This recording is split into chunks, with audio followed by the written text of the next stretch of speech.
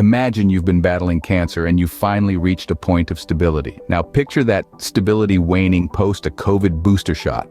Today we're discussing the alarming observations of Professor Angus Dalgleish. He noticed a disturbing trend among his melanoma patients who began to relapse following their first booster vaccination.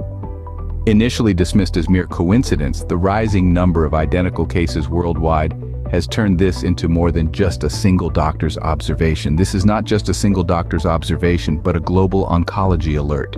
From London to Sydney, from New York to Tokyo, similar reports have started to surface.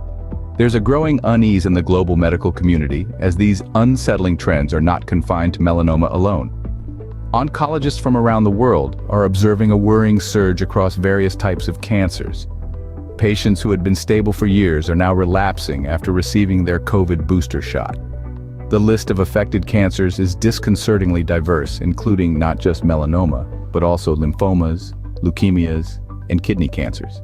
In some instances, there's even an unprecedented epidemic of explosive cancers, a term used when a cancer suddenly progresses at an alarmingly fast rate. These alarming occurrences aren't random anomalies. They're forming a disturbing pattern that predominantly emerges in patients who've received a COVID booster.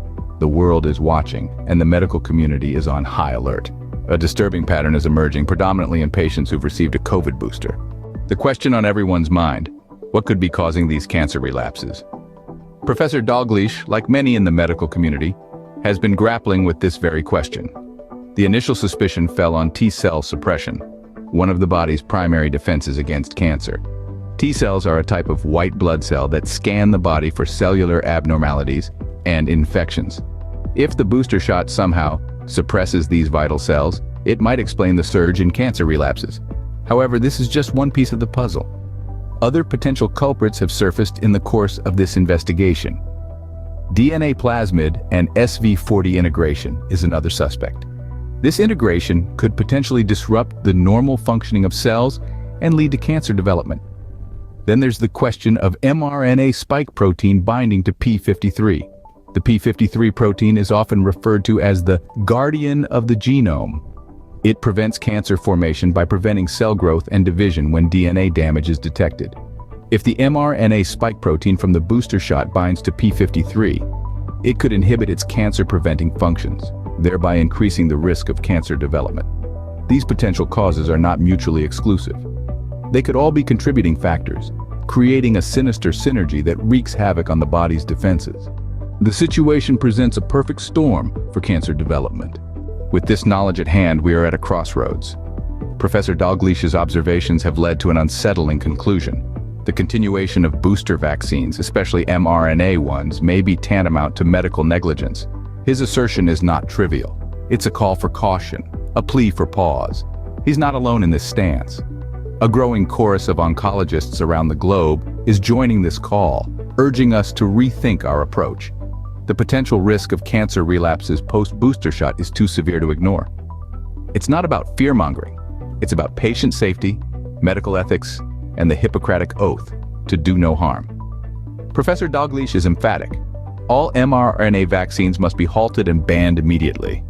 This is not a decision to be taken lightly. It requires a global dialogue, comprehensive research, and above all, a deep sense of responsibility. The plea is clear. Pause and reconsider. We live in an era of information overload, where every voice matters.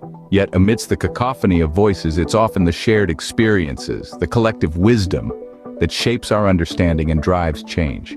Take a moment to reflect on the unsettling trends we've discussed today. Whether you're a medical professional, a patient, or simply someone intrigued by the intricacies of human health, your perspective can make a difference. Share your thoughts, your questions, your concerns. Have you witnessed similar trends in your practice or personal life? What are your thoughts on the immediate ban on mRNA vaccines? Your insights could be the piece of the puzzle that we, as a global community, need to navigate these uncharted waters. Remember, the power to shape the narrative lies within you. Join the conversation, like, share, and subscribe for more thought-provoking content.